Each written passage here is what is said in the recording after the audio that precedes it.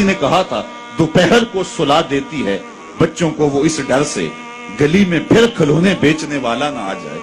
कभी हमने इन लोगों के दर्द को भी समझा? हमने कभी सीरत के इन पहलुओं पे भी गौर किया?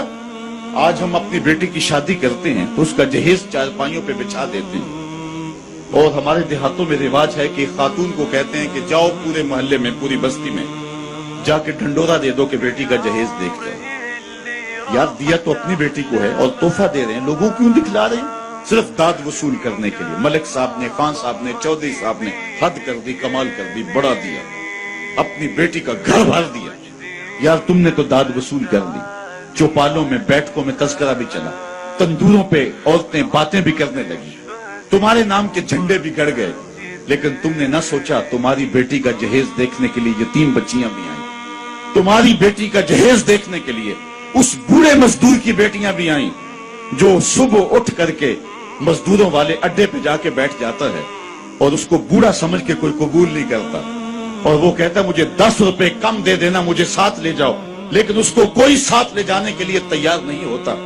जब धूप खूब चमक पड़ती है और उसे मायूसी होती है कि अब कोई लेने नहीं आएगा, तो वो डब्बा लटका करके रोटी वाला घर जब वापस पलटता है तो कोई जानता है उसके कदम कितने बोझल होते हैं। आज वो अपनी बीवी को घर से निकलते कह के आया था कि जो रकम मिलेगी उसका आटा लेकर के आऊंगा, उसका घी लेकर के आऊंगा। आज वो खाली डब्बा रोटी का वापस जब पलटा के ले जा रहा होता है, उसके लिए घर की दहलीज नहीं होती, पुलसरात होती है, और अंदर लोगों के कपड़े सी के और लोगों के घरों के बर्तन मांज के अपने जहेज की चीजें बनाने वाली बेटियां जब अपने बाप को यूं आज भी खाली आता हुआ देखती हैं, तो जो कचोके उनके दिल पे लगते हैं उसका मदावा किसके पास है?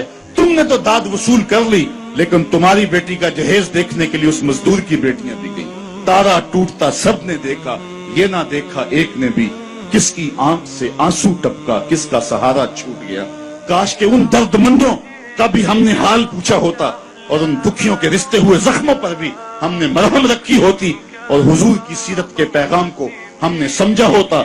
और हम मजीद इस तरह की वीडियो देखने के लिए हमारे YouTube चैनल को जरूर सब्सक्राइब कीजिए। Thanks for watching everyone.